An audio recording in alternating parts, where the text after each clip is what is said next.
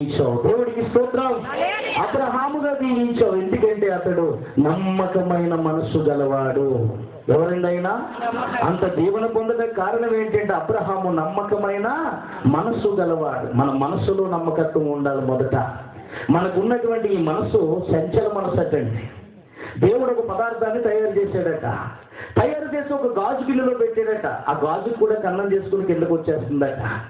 ఒక ఇనప పాత్ర చేసి అందులో పెట్టాడట, దానికి కూడా రంధ్రం చేసుకుని కిందకు వస్తుందట.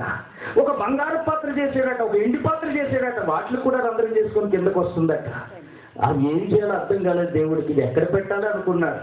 ఇంకా ఆగట్లేదని మట్టితో మనిషిని చేసి ఆ మనిషి హృదయంలో పెట్టేసి దాన్నే మనస్సు అన్నారు. దేవుడికి స్తోత్రం. ఈ మనస్సు ఎలాంటిది అంటే స్థిరత్వము లేనిది. స్థిరత్వం ఉండదు మనస్సు. ఎవరైనా అమెరికా కోసం చెప్తే అతను ఒక టికెట్ ఉండక్కర్లేదు, లైన్లో ఉండక్కర్లేదు, రిజర్వేషన్ అక్కర్లేదు, వెళ్ళొచ్చేది అమెరికా. ఏమండి అలా అమెరికా అన్నామంటే సార్ అప్పుడు వెళ్ళొచ్చేది. ఈ మనస్సు కుదురు ఉండదు. అందుకే చాలా మంది అంటారు ఇది సంచర మనసురా, మనసు మీద నెకరానికి ఉండనే ఉండదు అంటారు. కనుక ప్రియులారా, సామెతల గ్రంథము 16వ అధ్యాయం 32వ వచనంలో ఏమన్నాడో తెలుసా? ఏమండి, పరాక్రమశాలి కంటే శాంతము గలవాడు శ్రేష్ఠుడు, పట్టణాన్ని జయించు వాని కంటే తన మనస్సును స్వాధీనపరుచుకునేటువంటి వాడు ధన్యుడటండి. దేవుడికి స్తోత్రం చెప్పండి. ఏమండి, పట్టణాన్ని జయించాను, వేల మందిని నరుక్కుంటూ వచ్చేసాను, ఎన్ని ఊర్లు జనాన్నైనా ఒక కత్తితో కర్రతో జయించేతనే ఉన్నవాడు గొప్పవాడు కాదు, కానీ తన మనస్సును స్వాధీనపరుచుకున్న వాడే ధన్యుడట, వాడే గొప్పవాడట. ఈ సామెతల గ్రంథము 25:28లో రాయబడింది, ప్రాకారము లేక పాడైన పురము ఎంతో తన మనస్సును అదుపు చేసుకోలేని బ్రతుకు కూడా అంతేనట్టంటే. ప్రాకారం అనగా ఒక ఇల్లు కట్టామంటే దానికి చుట్టూ ప్రహారీ కూడా ఉండాలి. కారణం ఏంటంటే గేదెలు అందులోకి వెళ్తాయి, పందులు అందులోకి వెళ్తాయి, కుక్కలు కూడా అందులోకి వెళ్తాయి, పిల్లులు కూడా అందులోకి వెళ్తాయి. వెళితే ఆ ఇల్లు అంతా ఏమైపోతుంది? పాడైపోతుంది, అపవిత్రమైపోతుంది ప్రియులారా. కుళ్ళు కంపు కొడుతూ ఉంటుంది. కనుక దానికి ఒక ప్రహారీ గోడ ఉండాలి. ప్రహారీ గోడ లేనటువంటి ఇల్లు ఎలాగైతే శిథిలం అయిపోతుందో తన మనసు స్వాధీనపరుచుకోలేనడు బ్రతుకు కూడా అంతే. కనుక ప్రియులారా, దేంట్లో నమ్మకంగా ఉండాలి అంటే మన మనస్సు నమ్మకంగా ఉండాలి. అబ్రహాము నమ్మకమైన మనస్సు గలవాడటండి. చెప్పండి, ఎవరైనా నమ్మకమైనటువంటి మనస్సు గలవాడు. నమ్మకమైన వారికే దీవెనలు మెండుగా కలుగుతాయి. కనుక అబ్రహాము ఏ విషయంలో నమ్మకస్తుడు అంటే దేవుణ్ణి నమ్మటి విషయంలో నమ్మకస్తుడట. చూడండి, యాకోబు పత్రిక 2వ అధ్యాయం 23-24 చదివితే, అబ్రహాము దేవుని నమ్మెను, అది అతనికి నీతిగా ఎంచబడెను, మరియు దేవుని స్నేహితుడు అని అతనికి పేరు కలదు అన్నాడు. దేవుడికి స్తోత్రం చెప్పండి. ఏమండి, అబ్రహాము దేవుణ్ణి నమ్మాడట, అది అతనికి నీతిగా ఎంచబడిందట. నిజమే, నమ్మకత్వం అనేది కావాలి. నమ్మకం అంటే విశ్వాసం. ఎబ్రీ పత్రిక 11వ అధ్యాయం 6వ వచనంలో అంటాడు, విశ్వాసం లేకుండా దేవుడికి ఇష్టలై ఉండుట అసాధ్యం. దేవుని యొద్దకు వచ్చి వాడు తను ఉన్నాడనియు తను ఎదుగు వారికి ఫలము దయచేవాడనియు నమ్మవలను కదా. నమ్ముట నీ వలనైతే నమ్మువానికి సమస్తము సాధ్యము. యేసు ప్రభు వారి శరీరధారిగా ఉన్నప్పుడు ఒక గొప్ప వ్యక్తి యేసు ప్రభు దగ్గరికి వచ్చాడు ప్రియులారా. యేసు ప్రభు దగ్గరికి వచ్చి ఏమన్నాడో తెలుసా? బోధకుడా, ఇదిగో నాకు కుమారుడు ఉన్నాడు, వాడు పుట్టినప్పటి నుంచి కూడా వాడు ఒక దెయ్యము చేత బాధపడుతూ ఉన్నాడు, తరచుగా అగ్నిలోను నీళ్లలోను పడేస్తూ ఉంది, అది బాగు చేస్తారేమో నీ శిష్యుల దగ్గరికి తీసుకెళ్ళాం, అయితే వాళ్ళ వల్ల ఏమీ కూడా కాలేదు, నీ వల్ల ఏమన్నా అవుతుందా అన్నప్పుడు యేసయ్య అన్నాడు, నా వలన అవుతుంది కానీ నీ వలన ఒకటి అవ్వాలి. దేవుడికి స్తోత్రం. ఏమవ్వాలి నా వలనంటే? నమ్ముట నీ వలనైతే నమ్మువానికి సమస్తము సాధ్యమే. వెంటనే అతడు నమ్ముతున్నాను బాబోయ్, నాకు అపనమ్మకం ఎక్కువ వచ్చేస్తుందయ్యా, అపనమ్మకం రాకుండా నాకు సహాయం చేయి ప్రభు అని కన్నీరు కార్చాడు అని వాక్యంలో రాయబడింది. మార్కు శుభవార్త 9వ అధ్యాయం 17వ వచనం మీరు అక్కడి నుంచి 24 వరకు చదివినప్పుడు ఫుట్నోట్లో చూస్తే అతడు కన్నీరు కార్చెను అని అక్కడ రాయబడింది ప్రియులారా. అందుకే గమనించండి, ఏ విషయంలో నమ్మకంగా ఉండాలి అంటే మన మనస్సు విషయంలో. మనకున్న మనస్సు దేవుని మీదే ఆనుకోవాలి కానీ ఇంక దేని మీద ఆనుకోవటానికి వీలు లేదు ప్రియులారా. ఒక చోట నేను మీటింగ్కి వెళ్ళాను. ఆ మీటింగ్కి వెళ్తే అది పెద్ద సంఘం. ఆ సంఘంలో ఉన్నటువంటి అమ్మాయిలు పాటలు పాడుతున్నారు. పాటలు పాడుతూ ఆవిడ వెళ్ళగానే పాట అందుకుంది. ఏమన్నా తెలుసా? మనసంతా నీ కోసమే అంటే పక్కనున్న అబ్బాయి చూసి, ఓరు బాబు ఇదేంటి నాయన అనుకున్నాను. నేను అనుకుని ఎలా చూశాను ఒకసారి, మళ్ళీ అంటే మది నిండా నీ రూపమే ముందేమో మనసంతా నీ కోసమే అంది. నేను చూడగానే యేసయ్యా ఓహో అనుకుని పక్కకు పెట్టుకున్నాను మొత్తం. మది నిండా నీ రూపమే. ఇలాంటి చెత్త పాటలు పాడి చెత్త ఆలోచనలు కలిగిన మనుషులు కూడా ఉన్నారు ప్రియులారా. ఇలాంటి వాళ్ళ వల్లనే దేవుని దగ్గరికి వద్దామనుకున్న వాళ్ళు కూడా రాలేకపోతున్నారు. మీ ఊర్లో లేరండి? ఎంతమంది ఉన్నారో నమ్మకొస్తున్నారు. దేవుని దగ్గర ఉంటాం, దేవుడు కావాలన్న వారు చాలా మంది ఉన్నారు. కానీ మనం నడిచే నడవడుకులు పోగొక్క వాళ్ళు దేవుని దగ్గరికి రాలేకపోతున్నారు. అందుకే యేసయ్య అన్నాడు, మిమ్మల్ని బట్టే కదా నా నామం అన్యజనుల మధ్యన దూషించబడుతున్నది. దేవుని నమ్ముకున్నటువంటి వ్యక్తుల యొక్క బ్రతుకు బాగుంటే, దేవుని నమ్ముకున్నటువంటి వ్యక్తులు బ్రతికే తీరు బాగుంటే, దేవుని నమ్ముకున్నటువంటి వ్యక్తుల యొక్క చూపులు బాగుంటే, ఆలోచనలు బాగుంటే, అందరూ వెనకాల నడుచుకుంటూ వచ్చేది ఈ పాటికి దేవుని గుడికి. స్తోత్రం చెప్పండి. హల్లెలూయా. యేసు దగ్గరికి కొంతమంది అన్యజనులు రాలేకపోతున్నారంటే అడ్డంగా ఉన్న బండరాళ్ళు ఎవరో తెలుసా? మనమే. మన బ్రతుకులు బాలేదు ఈ రోజున. కనుక ఏ విషయంలో నమ్మకంగా ఉండాలి అంటే, అబ్రహాము మనస్సు విషయంలో నమ్మకంగా ఉన్నాడంటే దేవుని నమ్మటి విషయంలో నమ్మకంగా ఉన్నాడు. అలా నమ్మకంగా ఉన్న అబ్రహాముని దేవుడు ఎలా దీవించాడు? 24 ఆదికాండము 24.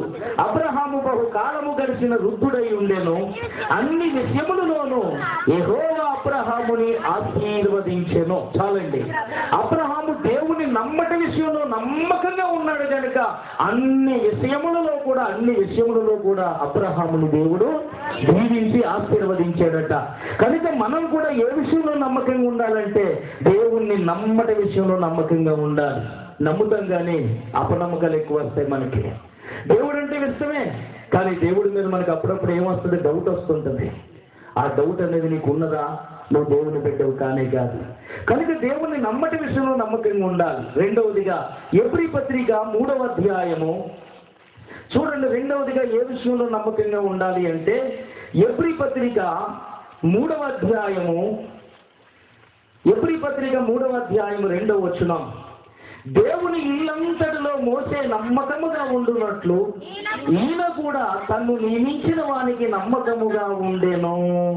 ఏమండి అంటే దేవుని ఇల్లంతటి విషయంలో కూడా మోసే నమ్మకంగా ఉన్నాడట. దేవుని ఇల్లు అంటే ఏది? 6వ వచనం. అయితే క్రీస్తు కుమారుడై ఉండి ఆయన ఇంటి మీద నమ్మకంగా ఉన్నాడు. ధైర్యమును నిరీక్షణ వలన ఉత్సాహమును తుదమట్టుకు స్థిరముగా చేపట్టిన యెడల మనమే ఆయన ఇల్లు మరియు పరిశుద్ధాత్మ ఇట్లు చెప్పుచున్నాడు. చేతులెత్తి స్తోత్రం చెప్పుదాం. హల్లెలూయా.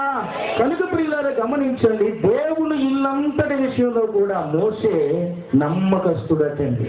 ఏ ఇల్లులో? దేవుని ఇల్లు అనగా దేవుని యొక్క సంఘము. నీ సంఘానికి నువ్వు నమ్మకంగా ఉన్నావా, లేదా అప్పుడప్పుడు వెళ్ళేవాడికిలాగా ఉన్నావా? నీ సంఘానికి నమ్మకంగా ప్రతి ఆదివారం దేవుని మందిరానికి నువ్వు వెళ్తున్నావా?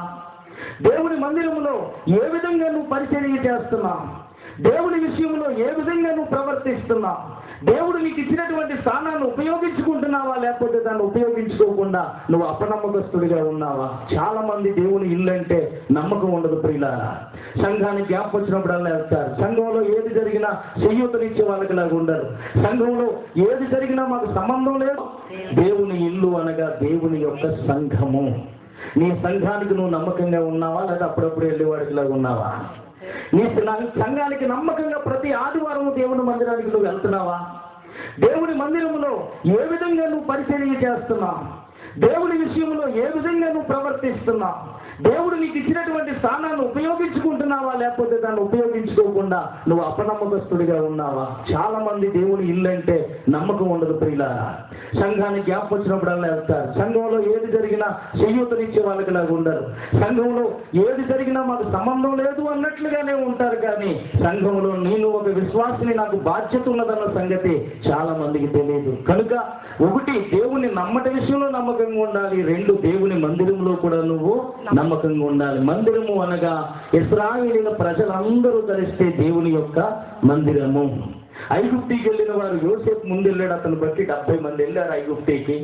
ఐగుప్తి దేశం నుంచి బయటకు వచ్చిన ఇశ్రాయేలీయులు 6 లక్షల కాల్బలం అని చెప్పి వాక్యం చెప్తుంది. 6 లక్షల మందిలో కూడా ఎవరు నమ్మకంగా ఉన్నారట? మోసే ఒక్కడే నమ్మకంగా ఉన్నాడట. 6 లక్షల మందిలో మోసే ఒక్కడే నమ్మకొస్తుడైతే ఇక్కడ ఉన్న మన అందరిలో ఎంతమంది ఉంటాం? ఏమండి అసలు ఉంటావా? నమ్మకస్తున్న వాళ్ళు ఉన్నారంటారు అసలు? ఇదే మీరు చెప్పే నేను అసలు మన బ్రతుకులు ఎలా ఉన్నాయి ఏ రోజైనా మనం ఆలోచించామా? ఏమండి అంటే అర్థం ఏమిటి అంటే ప్రియులారా, 6 లక్షల మంది కాల్బలంలో 6 లక్షల మంది కాల్బలంలో ఒక్క మోసే నమ్మకంగా ఉన్నాడు. ఈ రోజుల్లో అలాంటి నమ్మకస్తులు కనపడటం లేదు.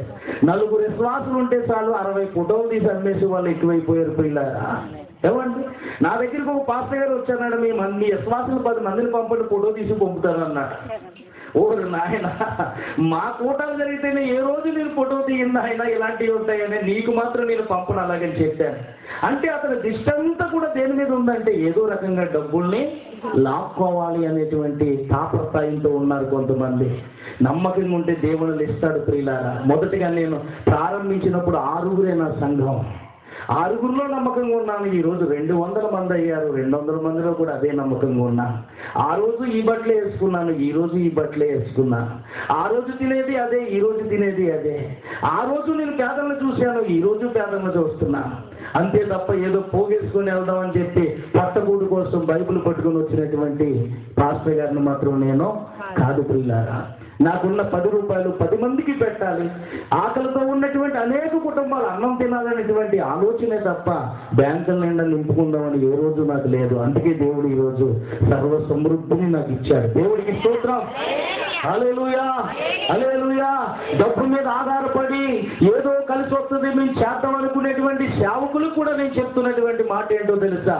డబ్బు మీద నువ్వు ఆధారపడితే డబ్బు అది రెక్కల వచ్చి దిగిపోతుందని వాక్యంలో చెబుతుంది. డబ్బు మీద కాదు నువ్వు ఆధారపడటం, దేవుని మీద ఆధారపడడం.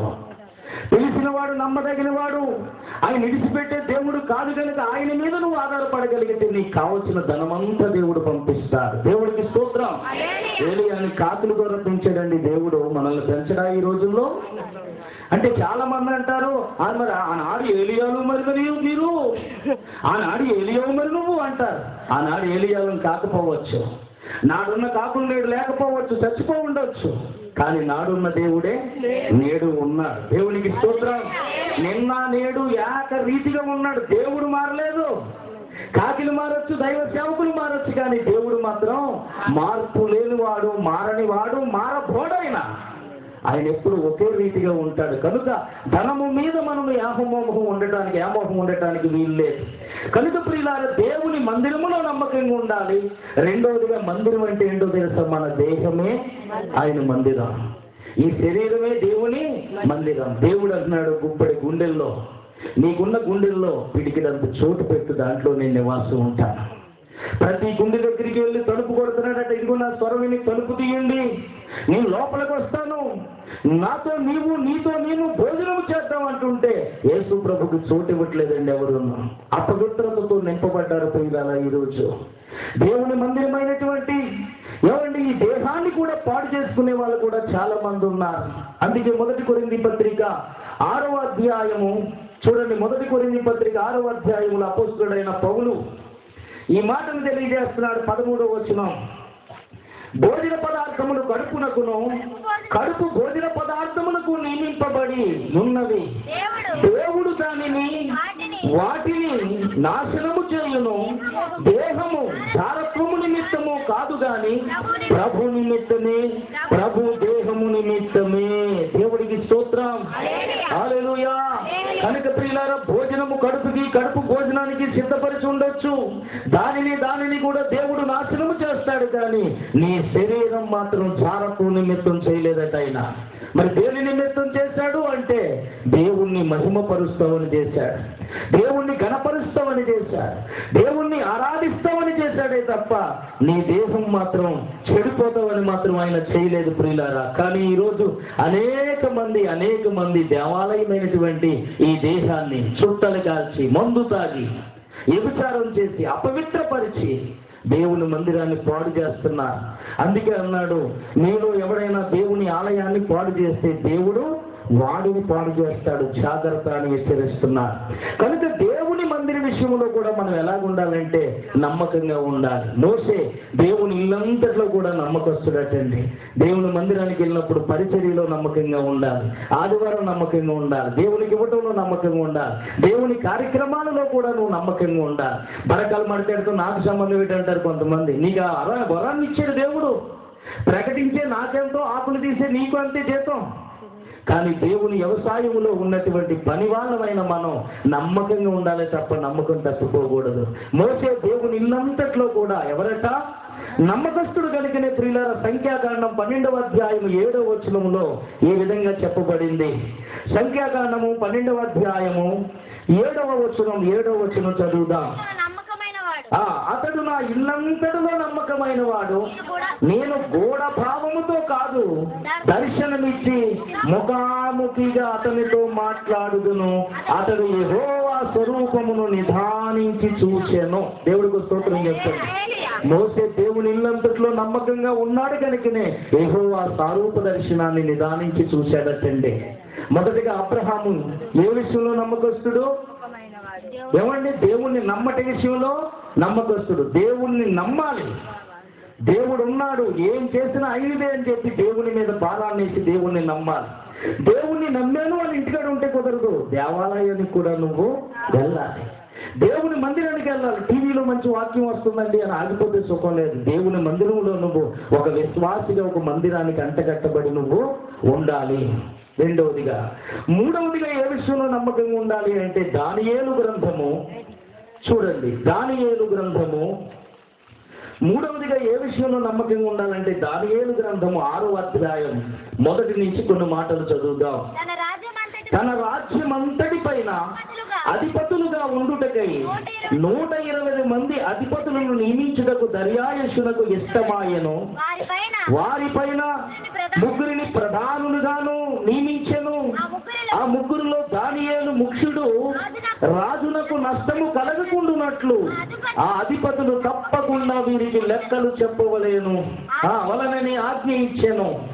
ఈ దానియేలు అతి శ్రేష్టమైన బుద్ధి గలవాడై ప్రధానులలోను అధిపతులలోను ప్రఖ్యాతి నుండి ఉండెను గనుక రాజ్యమంతటి మీద అతన్ని నియమింపవలెనని రాజు ఉద్దేశించెను.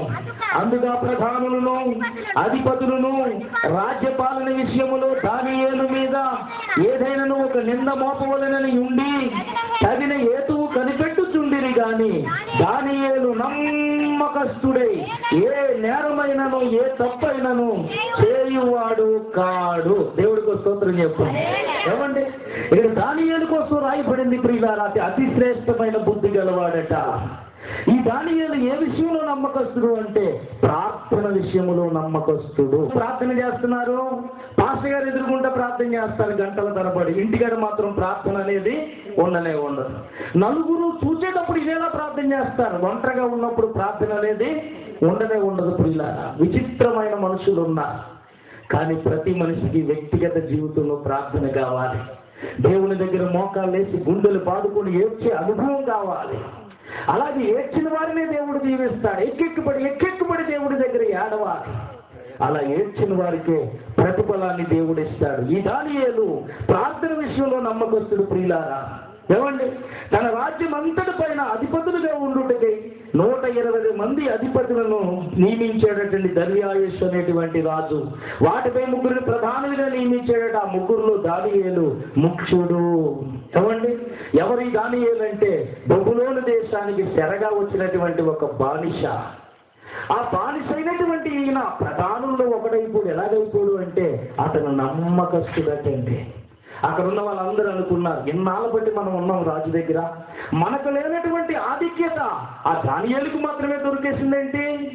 కనుక ఈ దానియేలు మీద ఏదైనా చెడ్డ ప్రసారం చేద్దాం, ఈ దానియేలు మీద లేనిపోని నిందలు మోపుదాం, ఈ దానియేలుని ఈ రాజుకి ఎలాగైనా సరే విడదీద్దామని చెప్పి వాళ్ళందరూ ఎన్నో ప్రయత్నాలు చేశారు. కానీ దానియేలు మీద నేరమైన నిందైన మోపాలను చూశారట. కానీ నేరము కానీ నింద కానీ చేసిన వాడు కాదట ప్రియులారా దానియేలు. అలాంటి దానియేలుని ఈ రోజు సంఘంలో లేవాలి. దేవుడికి స్తోత్రం. హల్లెలూయా. ఏమండి? నమ్మకస్తుడు. అప్పుడు రాజు దగ్గరికి వెళ్ళిపోయారు వీళ్ళందరూ కలిసి. రాజు దగ్గరికి వెళ్ళి ఏమన్నారో తెలుసా? మహారాజా, మేమందరూ కలిసి మాకు ఒక ఆలోచన వచ్చిందన్నారు. ఏమిటి ఆలోచన అంటే 30 దినాల వరకు, నేడు మొదలుకొని 30 రోజుల వరకు కూడా నీకే తప్ప ఏ దేవుడికి కూడా ఎవరు దండం పెట్టకూడదు. అలా దండమే కానీ పెడితే వాళ్ళని తీసుకెళ్లి సింహాల బోనులో పడేస్తామని ఒక శాసనాన్ని విడుదల చేయండి అన్నాడు. రాజు ఒక శాసనాన్ని విడుదల చేశారు. మాదీయులు పార్షికులు కలిసి ఒక శాసనాన్ని విడుదల చేస్తే విడుదల చేసిన రాజు కూడా దాన్ని మార్చడానికి వీలు లేదట ప్రియులారా. అలాంటి శాసనాన్ని రిలీజ్ చేసి ఎవరి దేవుడికి కూడా దండం పెట్టకూడదు, రాజుగారికి పెట్టాలి, రాజుగారికి కాక ఎవరికి దండం పెట్టినా తీసుకెళ్లి సింహాల బోనులో పడేయండి అని చెప్పి ఊరంతా టౌన్ చేశారు. అయితే దానియేలులో ఉన్న లక్షణం చదవండి, 10వ వచనం. ఇట్టి శాసనము సంతకము చేయబడినని దానియేలు తెలుసుకొనినను అతడు తన ఇంటికి వెళ్ళి యథాప్రకారము అనుదినము ముమ్మారు మోకాళ్ళుని తన ఇంటి పైగది కిటికీలను యెరూషలేము తట్టుకు తెరవబడి ఉండగా తన దేవునికి ప్రార్థన చేయుచు ఆయనను స్తుతించుచూ వచ్చెను. ఆ మనుషులు గుంపు కూడి వచ్చి దానియేలు తన దేవునికి ప్రార్థన చేయుటయు ఆయనను బ్రతిమాలుకొనుటయు చూసేవే. ఏమండి, ఇట్టి శాసనము సంతకము చేయబడిందని తెలుసు కూడా దానియేలు ప్రార్థన చేశాడు. ఈ రోజు ఎప్పుడైనా మట్టల చెరువులో ఏమైనా చాటింగ్ వేశారా? ప్రార్థన చేస్తే చంపేస్తామని, ప్రార్థన చేస్తే కోటగాట్లు తీసేస్తామని ఏమైనా అన్నారా?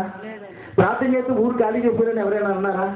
ఎవరు అనరండి. ఎందుకంటే మా కోసం కూడా ప్రార్థన చెయ్యమ్మా అంటారే తప్ప ఎవరు వ్యతిరేకంగా, దేవుడికి వ్యతిరేకంగా ఏ ఒక్కరు అనరు ప్రియులారా. మరి అలాంటి శాసనాలు అలాంటి మాటలు రాకపోయినా కానీ మనం ప్రార్థన చేయలేకపోతున్నాం. మాకు తెలుసున్న ఒక ఆవిడ ఉంది, ఎప్పుడు చేసిన కుటుంబారాధనలో కూర్చొని నా పొదులు కూడా నువ్వే చేసేయంటదట.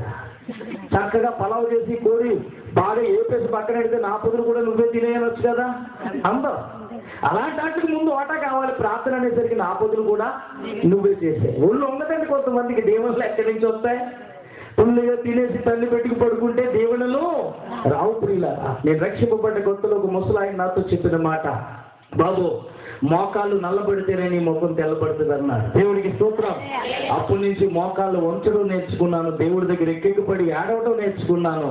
ఈరోజు దీవించబడ్డాను. చాలా మంది అంటారు 30 సంవత్సరాలు సీనియర్ అయ్యా నేను అంటారు. సీనియర్టీ ఎవరికి కావాలి? సిన్సియర్టీ కావాలి. ఈరోజు సీనియర్టీ ఎవరికి ఎక్కలేదు, సిన్సియర్టీ కావాలి. దేవుడి దగ్గర ఏడ్చే గుణం కావాలి. అట్టి శాసనం విడుదల చేయబడిందని ఎరిగి కూడా ప్రార్థన చేశారట. నేను రక్షింపబడ్డ కొత్తలో ఒక ఆవిడ రోజు వస్తానది ఎవడ సచ్చాడని నాకు ఏడుస్తున్నావు అని చాలా కోపం వచ్చింది. వేసేలన్నా నువ్వు సాగకూడదని ఏడుస్తున్నాను అన్నా. ఎవరు సచ్చాడని ఎన్నో అంటారు మనల్ని. ఏది పట్టించుకోకూడదు, అందరి కోసం మనం ప్రార్థన చేయాలి. ఈ రోజు కూడా నేను ప్రియులారా మీ మట్టల చెరువులో కూడా చాలా మంది కోసం నేను ప్రార్థన చేస్తాను తెలుసా. వెంకటాయపురం అలాగే ఏరుపల్లి నాకు తెలుసున్న ప్రతి విశ్వాసుల కోసం కూడా నేను ప్రార్థన చేస్తాను. నాకు అలా ఒక్కసారి ముఖ పరిచయం అయితే చాలు, ఆ ప్రార్థనలో వాళ్ళ దేవుడు ఎదురుగుండా పెడితే అందరి కోసం నేను ప్రార్థన చేస్తాను. అదే నా ఆశీర్వాదానికి తొలిమెట్టు. దేవునికి స్తోత్రం. అలా నువ్వు ప్రార్థన చేయాలి. ఎందుకంటే తిమోతికి రాస్తూ పౌలు అంటాడు, నువ్వు సంపూర్ణ భక్తియు మాన్యత నెమ్మద కలిగి నువ్వు దీవించాలి అంటే మనుషులందరి కోసం ప్రార్థన చేయన్నాడు. అందరి కోసం మనం ప్రార్థన చేస్తేనే మనం ఆశీర్వదించబడతాం ప్రియులారా. ఈ దానియేలు ప్రార్థన చేస్తున్న